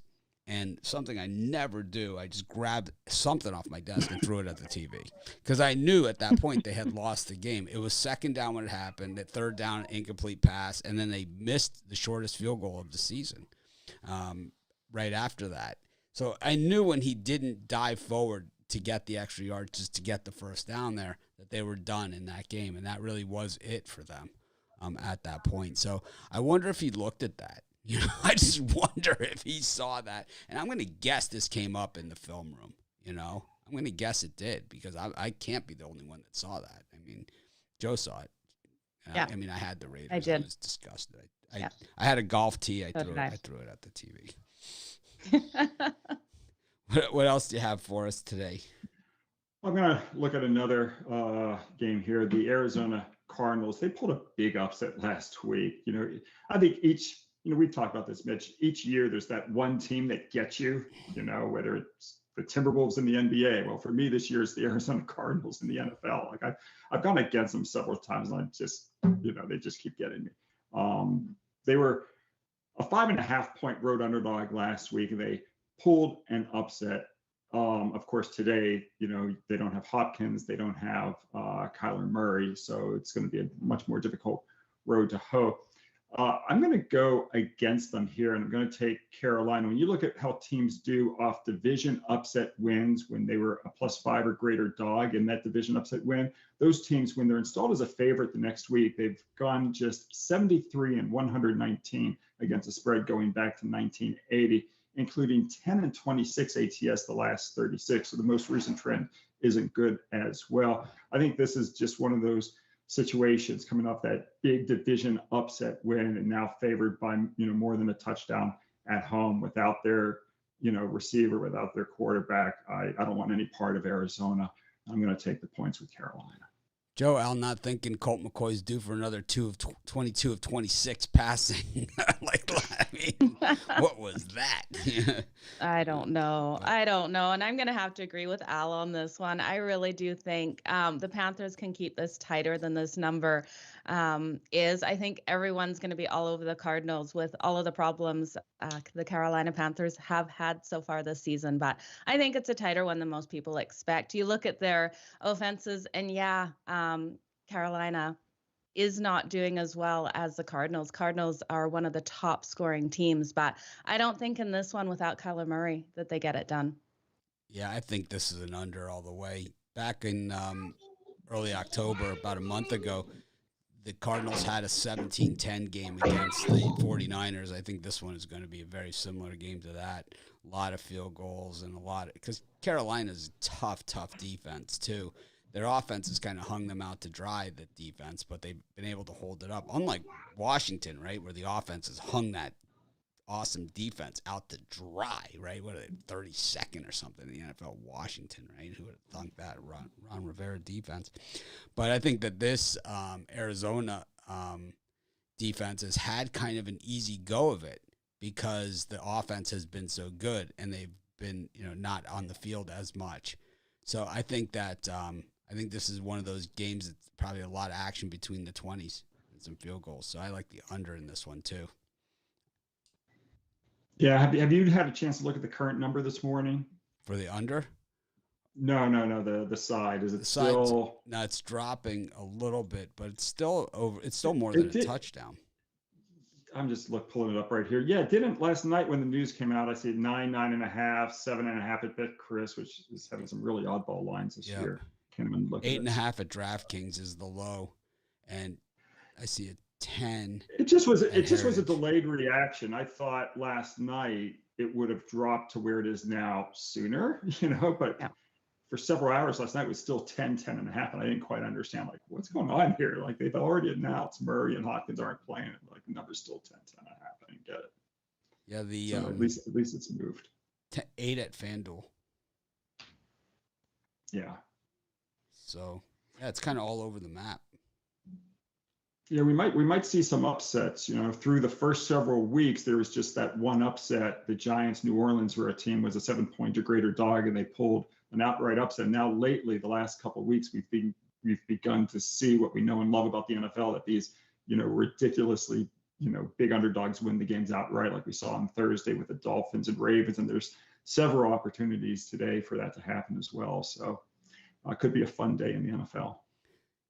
You think that in some of these injuries, little overreaction? I mean, the Lions are still on the road at Pittsburgh, and this line's down. I see 5.5. Yeah, no, that's not an overreaction at all. Well, Mason Rudolph is terrible, but Jared Goff is worse. And you got Dan Campbell against Mike Tomlin, which is a coaching mismatch as well. I think Detroit's a live underdog today. To win. Oh, yeah. To win. Yeah. All right. Detroit's not going 0-16. They will win. Yeah, Thanksgiving Day, they got the Bears at home. Sure. We've already circled. We've already circled that as their win. They might win. They might win today. I wouldn't be surprised. I would be absolutely shocked if Pittsburgh didn't drill them. I would be. Because it just seems like I don't know. I think that we see this overreaction. We do a lot of these shows. Tons. And to me, I think the injury with the player out is one of the most public reactions out there. We saw it yesterday in that Jazz Heat game. But that's not why I think Detroit's a live dog. I thought Detroit was a live dog even with. I thought with the points, I liked them. I liked them before at the 8.5 before the injury. Is where I liked them, at least to cover. But I don't like them here because now it's like the world is on them, I don't think the world's on them. The world would be on them if they kept the number at 8.5. That's this is an adjustment in anticipation of what people would do if they didn't adjust, right? So all the sharps, if you don't adjust the number, all the sharps would, of course, take the Lions plus the 8.5. So you move the number. That doesn't mean necessarily that people are on. 74% of the money is on the Lions in this game. Post today? Yeah, really? 76% of the money line is on the Lions. That's crazy. Yeah. That's a lot of money on a bad team. That's a very Jared Goff. It's a lot. But who in the hell knows where this data comes from? But it's like I'm just saying. Yeah, it's that's like, one of the reasons why I try not to look at that data. Yeah, Mason Rudolph is so bad though. He's not even the best backup on that team. It's like I don't understand how that guy's still with the varsity. I would have cut him in the preseason. I don't understand how he's even in the league. I do not like him at all. Yeah, it's offensive. I haven't seen quarterback play that bad since Bo Nix yesterday. Anyways. What else you got for us at Pick Dogs today? Oh, I've got lots of stuff over at Pick Dogs. As I mentioned, a decent day yesterday in football, especially 7-2, hit most of our top plays. Today I've got 7 selections in the NFL. I've got 1 play in the NBA, 1 play in hockey, 2 plays in college basketball, so 11 plays across the board. including my NFL game of the month for November. So it's a pretty good day today. And no, my NFL game of the month is not on the Detroit Lions. People don't have to worry about that. But it's a really good play. So I would advise people to get on board. Yeah, I know, with college basketball starting, it's like we're all on overload. And I noticed, like, I noticed yesterday I think you were the only one with me on Belmont, which I thought was the easiest game on the board yesterday of any sport, of any game. How dialed in are you on college basketball this season? You treading lightly? Or are you gonna? I look for early. It's business as usual. Early in the season, there are certain situations that I look for, but I don't make them big plays or anything. Not until, Christmas probably will have a big play in college basketball. Just kind of tread lightly as far as the strength level of the plays go. But I'll have plays if certain situations happen. I can't believe, I don't know if you guys talked about it, but I thought the Ohio State Buckeyes were by far the best play on Saturday's card yesterday. I don't know what the rest of the world was doing with that game, but I thought Ohio State was as good a play as you're going to, find yesterday. For basketball or football? No, football. For football? Brian gave that one out as well. Yeah, I was scared of that one for sure. Just because a little bit of bias being a Buckeyes fan, I was worried of taking them. So congratulations on getting that. Yeah, it's I think that narrative about Purdue being the giant killer, I think Ohio State decided to write its own narrative there. Yeah. I thought that was a pretty obvious play. They weren't the giant killer against Minnesota at home this year, that's for sure. But anyways, thanks for joining us. We'll see you next Saturday. I'll talk to you next week. And of course, thanks guys on the drive-through. Thanks for stopping by. As always. Okay, I'll talk to you guys next week. Good luck as always. Yeah, best of luck, Alan. Thanks for all the added information today. Thanks, Joe. I'll talk to you soon. I know. That was Big Al McMorty. Wealth of information there. A lot of good points that he brought up about how to handle those hot and cold streaks. I mean, they come and go, man. They do, and they hit hard, and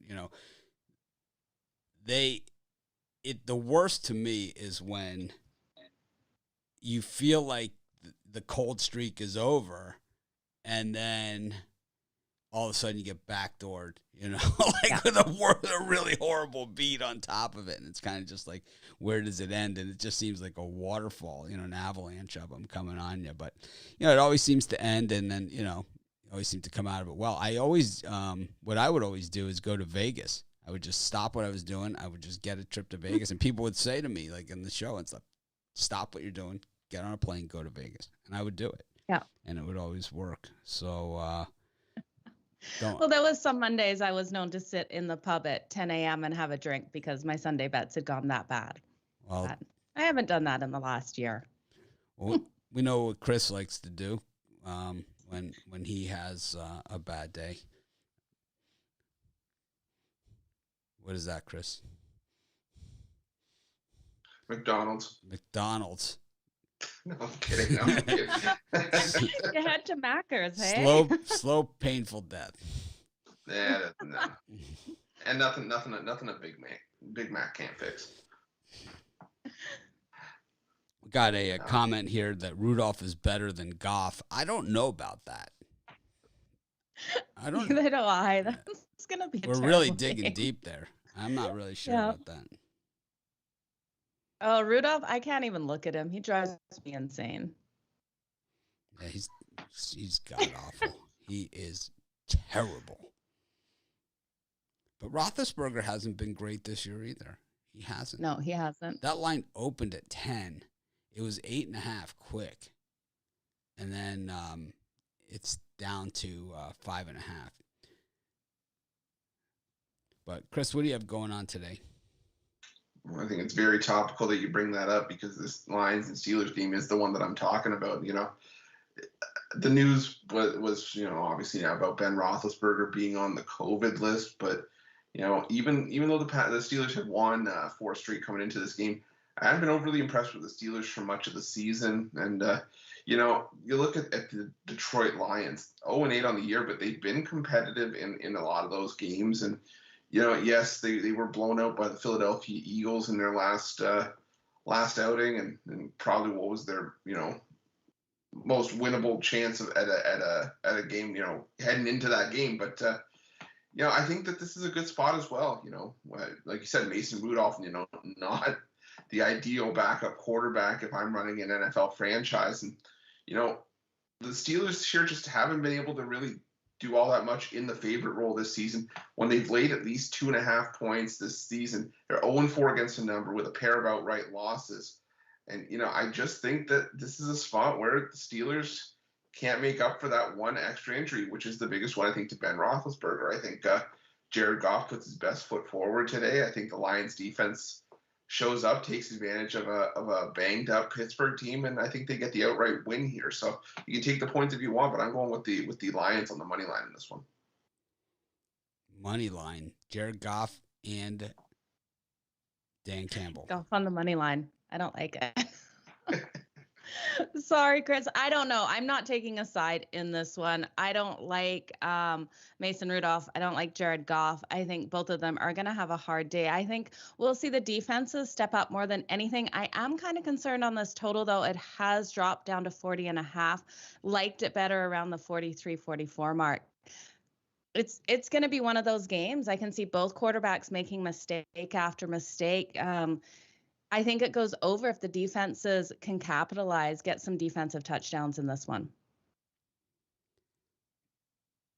I'm totally on the opposite side of this one. I think the Steelers, originally, I was going Lions with the points. Originally, I thought that was the play. But I think now I really, really like the Steelers, and I like them at the light line, and I'm going to probably push this thing up to 9.5 or 11.5 if I can. And grab the value here. I think that what you see is and what you would expect is that the public is all over the Lions in this one because Ben Roethlisberger is out. Ben Roethlisberger is out. He's been terrible this season. I got news for you. He stinks this year. He's a Hall of Fame quarterback, Super Bowl champion several times over. Controversial calls in one of them, but he is 3-time Super Bowl champion, right? I mean, this guy has done it all. There's no reason for him even to be playing the game anymore. He's been injured so much. But this is a way overreaction. At the end of the day, you got a Dan Campbell coach team with Jared Goff playing quarterback at Heinz Field on a Sunday in November. Good frickin' luck. I'm taking the Steelers. I'm laying a bundle. I don't care. This is a statement game for us. This is a game we saw a couple weeks ago when the Sharps were all over the Lions, 44-6. The Eagles and Jalen Hurts looking like Daryl LaMonica throwing bombs down the field on them. I mean, I don't think so. So, all right, maybe I'm wrong. I could be wrong, but I don't see it. I think it's the best way to go. I don't see it. It's still the Detroit Lions at Heinz Field on a Sunday in November. This is bad. This is a bad day. You think those calls that the Steelers got on Monday night were just for the hell of it? The NFL loves when the Steelers are good, man. They're one of the most popular teams. You ever go? You've been to the sports books in Vegas. You see what it looks like on Sunday. Steelers and Packers, everybody. Yeah. Cowboys, Steelers, Packers. But yeah, I'd say Steelers and Packers even more popular among those than the Cowboys. Yeah, the amount of jerseys you see in the sports book, too. Crazy amount. Yeah, I just refuse to get behind Goff. Refuse to. Since when? I thought you liked him. Since the last time he screwed me over. There was last never week. Getting behind him again. Last week. What was it? 2 weeks ago? 2 weeks ago. Feels like a year ago, but must have been 2 weeks ago. When you took him on the money line in our office pool. Yeah. I was like, I forbid you to take the line. She's like, well, see, that was the problem. You forbid me, and I was like, oh, hell no. No one tells me what to do. You cannot take the line. Never forbid me. I'm going to do the exact opposite. Oh. Don't take that. Let's go through all my.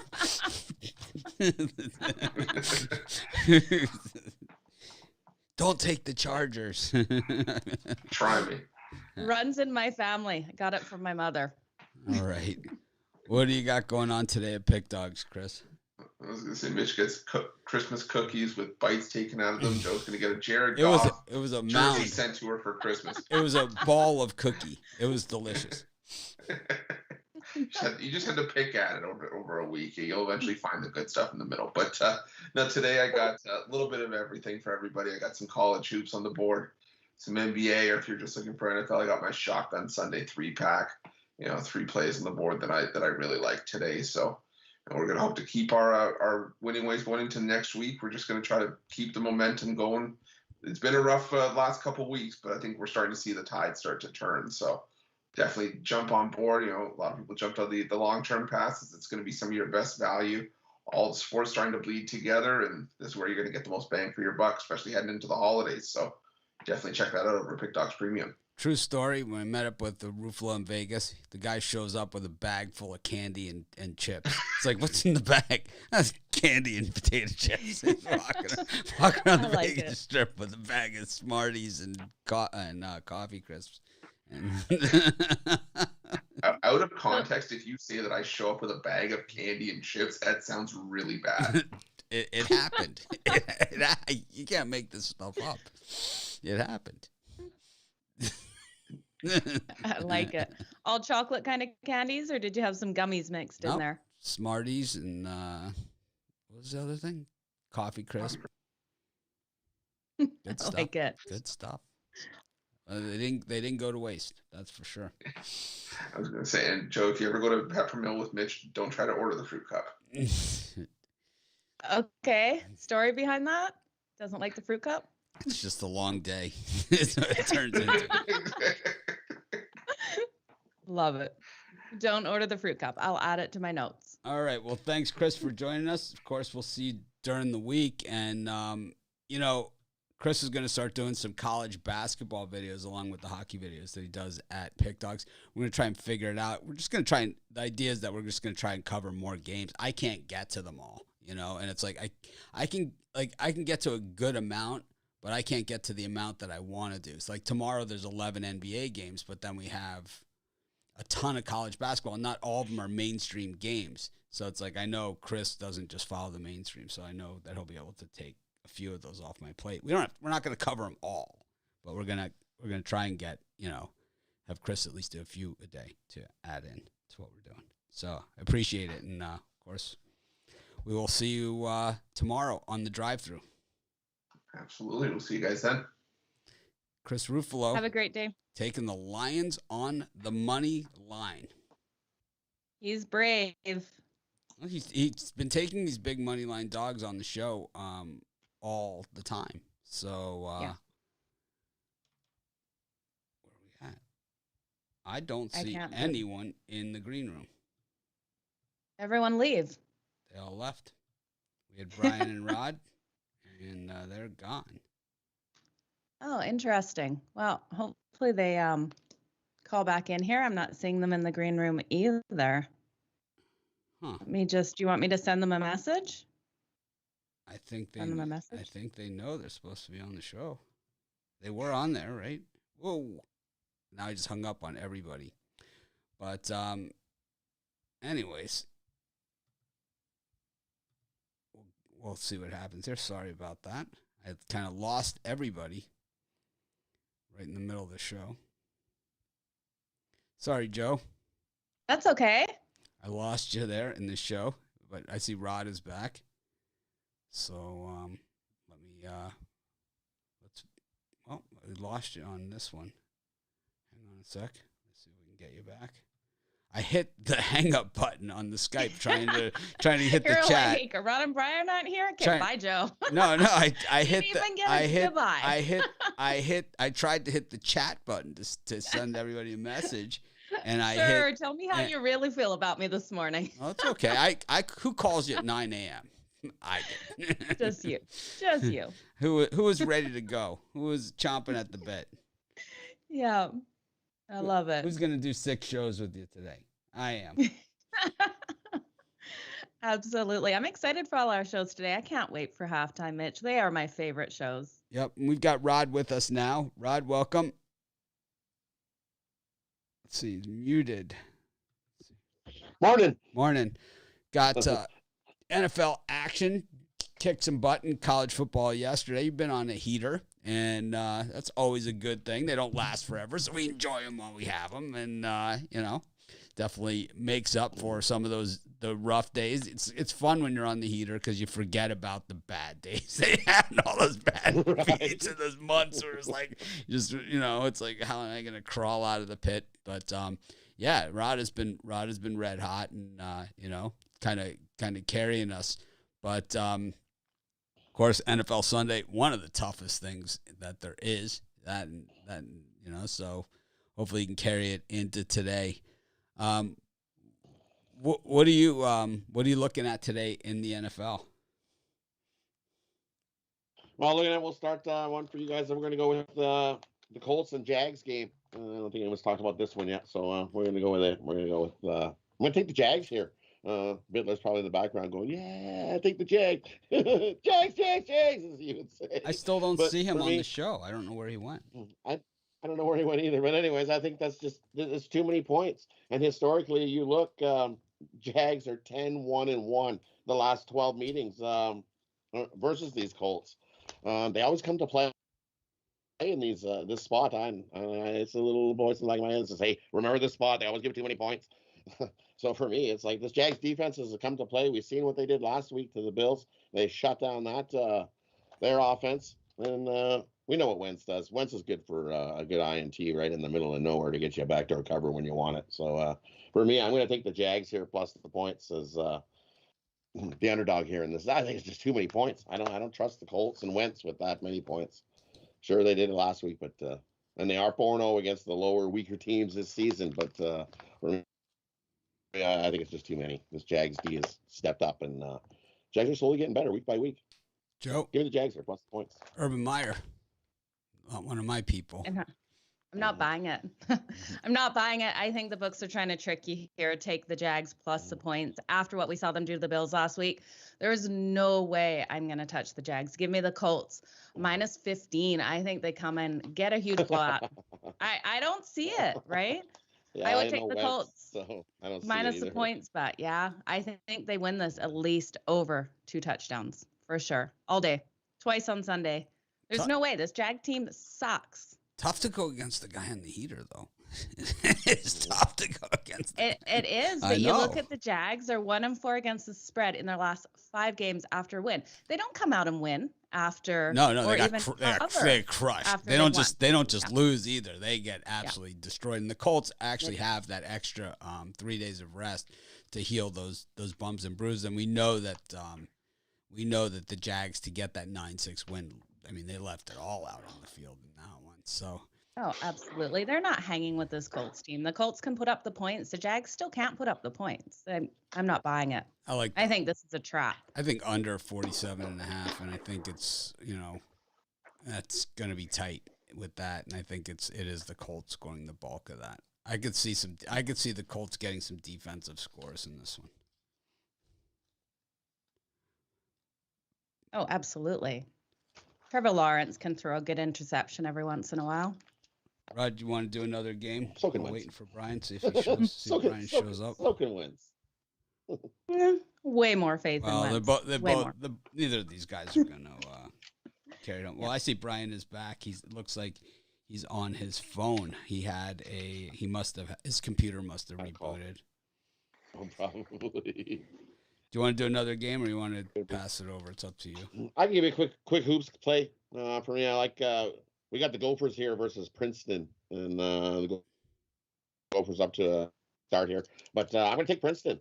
I'm going to take Princeton on the money line over the Gophers because they just barely scraped by that their last matchup, and everybody's going to hump up on Minnesota in this one. And Princeton looks solid. They got a solid team on the court. And I think they got a shot to outright them today. So give me Princeton on the money line over the Gophers in college hoops. Joe, have you looked at this one? No, I haven't. I get so wrapped up in football coming into the weekend. So I will be doing more college. I'm top of it all. I go crazy. I love this loaded football. It's this time of year. You got to go crazy. You can't just what? You got to go nuts. Woo. Yeah, I'm treading lightly. I haven't released any college basketball yet. I've just been betting it personally myself. I'll be releasing it in the next week here. So nothing like wrong to with start that. There's light. a lot of games left to be played. Yeah. Lots of games. There is literally thousands and thousands of games left, so plenty of college basketball it's time left to on get the 200 table. more games in. I did a video on this one. I took Princeton as well. I just think that, in the Ivy League, for me, it's either Yale or Princeton. I think Yale might be the better of the two, of those two teams. Yeah, we didn't see Princeton play last year, but they definitely picked up exactly where they left off.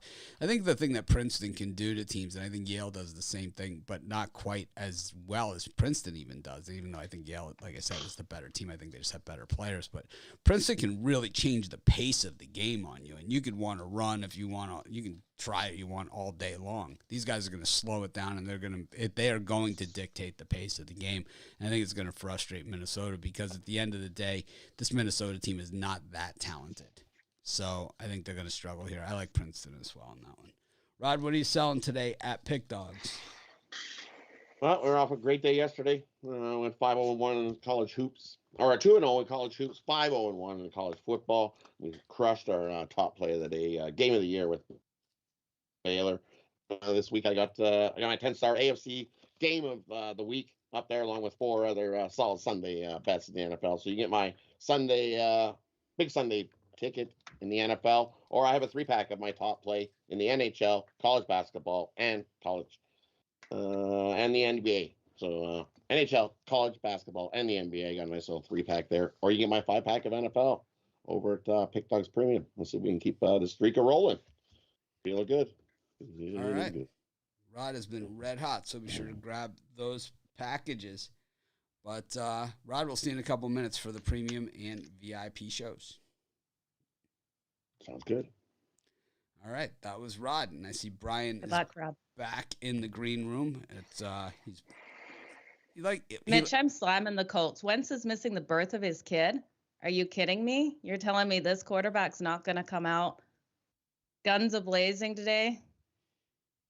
I'm hammering Colts now. That is that's dedication. That's for sure. Absolutely. Well, the thing about the Colts, I mean, just mine will be somewhere else. The Colts have they've had a rough start to the season, so they have to win now. It's like they don't have that cushion anymore.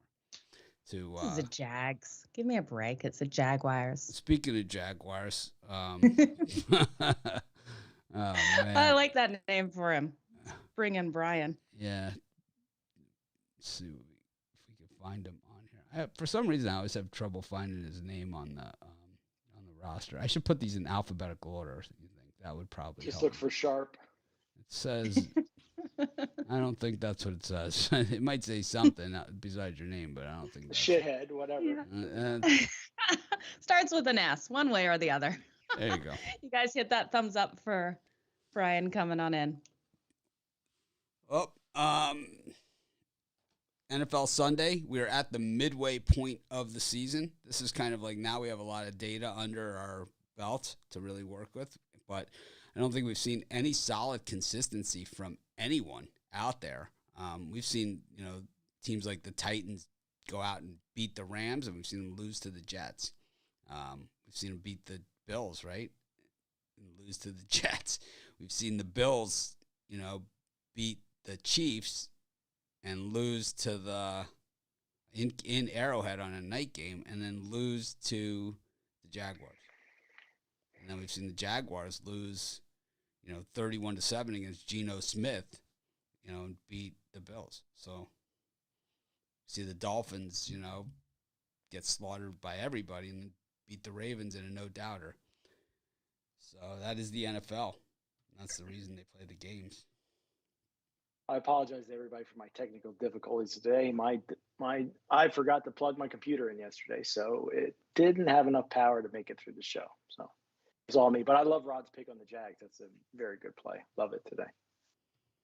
Well, what do you got for us today, Brian?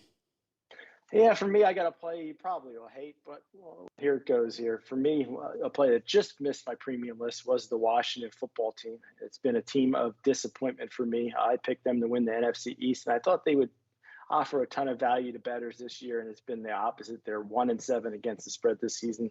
Worst team in the league, worst cover team in the league. They're 0-4 against the spread at home.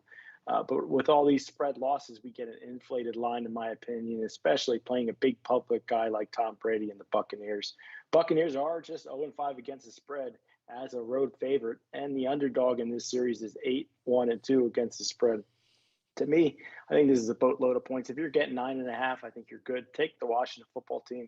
Never know, they could shock the world and win this game outright, but I'll take the points. Joe, both these teams coming off a bye. Yeah, both off a bye. It should be an interesting game. I trust in Brady more than I do in Taylor Hickey, right? Heineke. How do I say this? Heineke. But I wanted to say Hickey, sorry. Yeah. Yeah, we look at the difference in the offenses here. Brady's just so superior with all his weapons around him. 34.5 points per game they're averaging, while Washington is so bad at 13.8. I just think the Bucs are due for a big day against this Washington football team, especially at the bye. But I'm not going to take a side on this. I'm going to look at the over, because if Washington can hang in there, I think we get over that 51 with the Bucs putting the majority of the points. But Washington could, I want Washington to win more than anything. You guys know this. I have been high on Washington. I'm just not seeing it. I don't know if they can. So I like the over. The strength of Washington team, I think, is still their defense. It hasn't shown up all year, but they got that great pass rush. I think they get to Brady, and I think we see Tampa Bay's defense very strong. I think I hate to be against all the time like we're going at it, but I think it goes under the total. I think the Buccaneers defense shows up, and we have Washington has trouble putting points on the board in general. But we'll see how it goes. But I like the Washington plus the points. I think the issue that you have here with Washington is that the defense, as good as the players are, have been absolutely hung out to dry by this offense, which is just ineptitude. The average person, the average NFL fan, and I'm not talking about like the fantasy football meatheads, I'm talking about like the average NFL fan, couldn't name 3 guys on the Washington football team, the Eskimos offense. I just think that that's part of the problem, and I think what also compounds the issue is that they are a turnover machine on offense. So it also makes those defensive stats, primarily points against, which they're almost dead last. They're not last in the NFL, but they're close to it.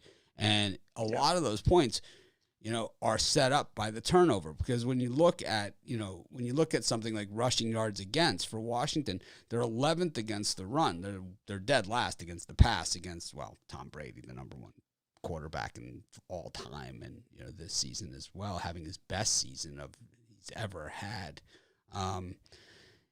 You can't give Tom Brady a 30-yard field to work with. You cannot do it. If Washington turns the ball over once, this could be a blowout. I mean, like a blowout. Oh, you've seen the Raiders and the Buccaneers on the road struggle a little bit. I think it was the Saints and at the Rams. No, they have. Other games They have struggled on the road, no doubt about it. They got crushed at the Rams. They got crushed at the Saints. The last time we saw the Bucs, they got roasted. They got whipped. We were all on the Saints. We were on money line. But I don't know if I have so much faith in Heineke here against this team, and I just think they turn the ball over too much. Yeah. What game do you think will be the shocker of the day? Because to me, this could be the shocker of the day, Washington. Like last week we had a few. The shocker Jets of the day? Yeah. I think another Jets win. Falcons. That would be a good one. I could see that too. One of the bigger lines too. Yeah. So I think the Falcons can. There's always one. I think that, and I think the Browns can take the Patriots out too. Pretty good. I think we've seen them handle teams, and I think Mac Jones hasn't seen a pass rush like that. Yeah, but Belichick at home. Oh, I know. No, I'm with get you. his coach on, and the Browns can't throw the ball. You don't hear me listing my premium plays off here. So, I'm just throwing some things out. I like the Browns here because I do believe that we haven't seen Mac. What we've seen is Mac Jones check down. When he gets in trouble, and I think that the range of Myles Garrett size is going to be a problem for him on the check down. He's going to have to go to the opposite side, but there's no help there. There's and the Browns do have the best third string running back in the league, I think, and Dearness Johnson, I think his name is. So it should be interesting. I think he can run the ball even without Chubb. I think Baker Mayfield's actually not hideous this season. Not nearly as bad as we've seen him. Should be another interesting NFL Sunday. Of course, Joe and I will be here at halftime. Brian, what are you selling today at Pick Dogs?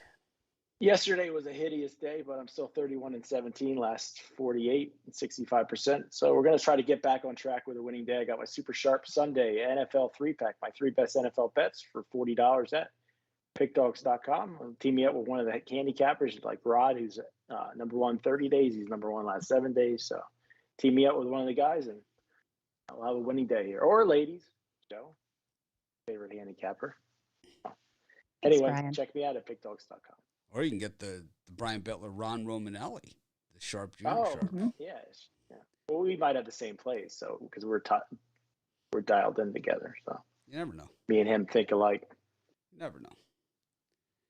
But anyways, well, that's a good thing. If you have two guys that have the same plays, I think that's a good thing. That's kind of like he's like my younger brother. I never affirmation. And the worst is you have two guys that have opposite plays, and everything. Oh, that is the worst. Anyways, that's about it. Anything else, Brian? Hoops, college hoops? Brian. Stephen F. Austin, South Dakota State. Forgot to ask Roman. I believe the best hockey game in the board's the Vancouver Canucks, but I've been terrible, absolutely it is in hockey, so take it for what it's worth. I like the Canucks today. Joe, what do you like? You like any NHL today? You want to give out a pick? Is there any games? I didn't even look. I'm just. I don't want to give out my. Yeah, I don't want to give out my premium pick. I just have one. Let me just look at the rest of the lines, see if anything else. That's what I do. Here. I put people on the spot. It's okay. What do you think about the Florida State basketball game today? Florida State all day. No premium pick because it's almost too obvious, right? It's like too obvious. Well, you know me, I like the opposite of obvious, but that didn't work out too good with the Hurricanes. They got throttled yesterday. Yeah, against UCF. Oh. Did not like the basketball. Bad day for Miami yesterday. So NHL play that I would look at as an underdog. I like the Devils as a free play as an underdog. Great plus money. They're 4-1 in their last 5 games. In the underdog situation against the Rangers, this Rangers team has not been playing well at home. I believe they're 2-5. Oh, there's only 2 games. 7 at home. I didn't realize. Oh, no, tomorrow there's only 2 games. Yeah. Oh. So free play, the Devils, plus money. I like St. Louis Blues. Mitchie Pucks.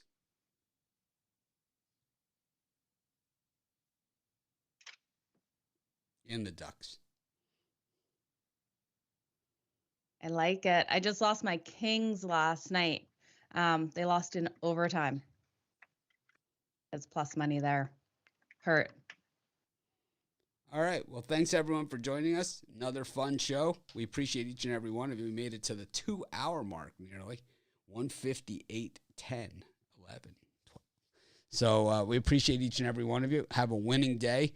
Those of you that are premium members, you'll be getting in just a minute or two. And then probably in the next 15 minutes, the VIP show will start. So we'll see you guys then. Make it a winning day. Joe and I will see you in about 2.5 hours.